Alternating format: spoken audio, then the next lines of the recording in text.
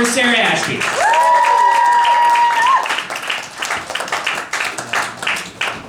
Give it up for everybody who's been on so far, guys. All right. Fun little fact about me. I'm from London, and I get really weird mixed reactions on that, because sometimes people will be like, oh, cool, Hogwarts, because they think I'm from England. They also think Hogwarts is real. And if they had read the books, they would know that Hogwarts is actually in Scotland, so literature, guys. And then I get people who know I'm actually from Ontario, and they're like, I'm so sorry.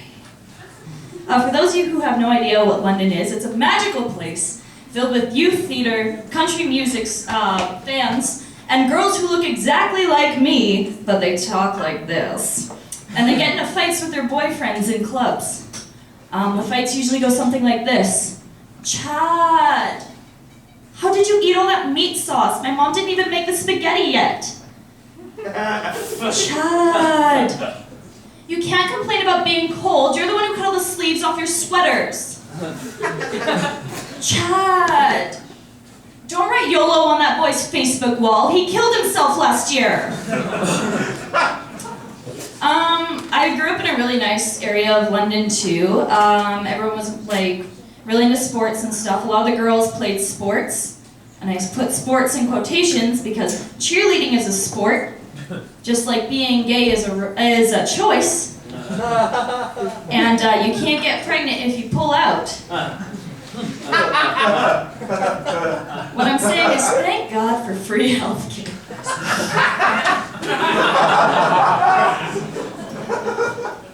I realized the two best things that ever came out of London were Rachel McAdams and Ryan Gosling. So The Notebook. You're welcome for that. And I like to imagine what it would be like if they actually filmed The Notebook in London. You'd see Rachel McAdams along Richmond Row, outside of a bar, on her cell phone. Noah! Why didn't you text me when you were away at war? Noah! Why did you climb the Ferris wheel at the Western Fair? We're not allowed back now. Noah! Why did we go swimming in the Thames River? I have hepatitis C now.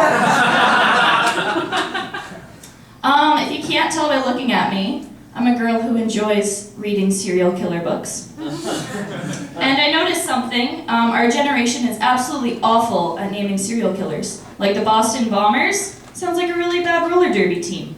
The Boston Strangler, were we really trying with that one? Jesse Pomeroy of Boston? Come on, guys. I mean, like, what happened to really cool names? Like Jack the Ripper, ooh, scary. Or like Jack the Stripper, ooh, erotic. I know if I were to ever be a serial killer, I would call myself the TGIF killer. And I would pick my victims out of the hashtag TGIF on Twitter. So one day you'd be like, oh, I hate my boss, but TGIF, boom, your boss is dead the next week. But guys, you gotta be careful with who you put in those hashtags now, because I won't discriminate. You'll be like, oh, I'm going to see the family this weekend, TGIF, I'll kill your family.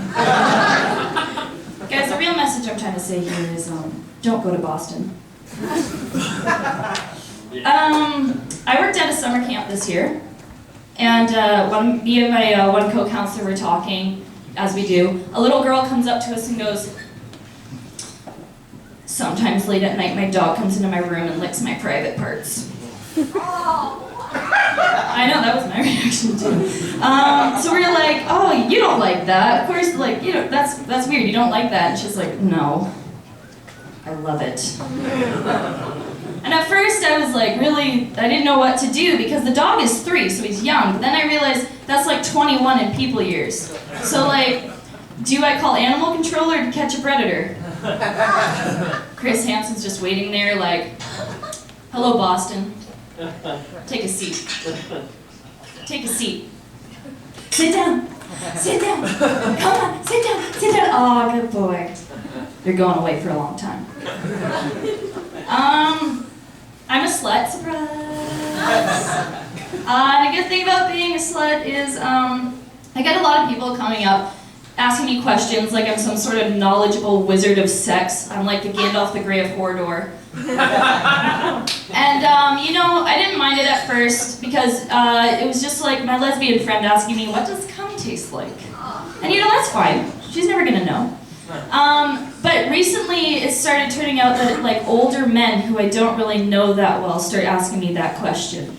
Because I clearly look like somebody who likes to talk about all of her sexual adventures and anywhere at any time. And, while I may be a freak in the sheets, I'm a 12-year-old anxiety-riddled asexual boy in the streets. And you should never talk to a 12-year-old that way.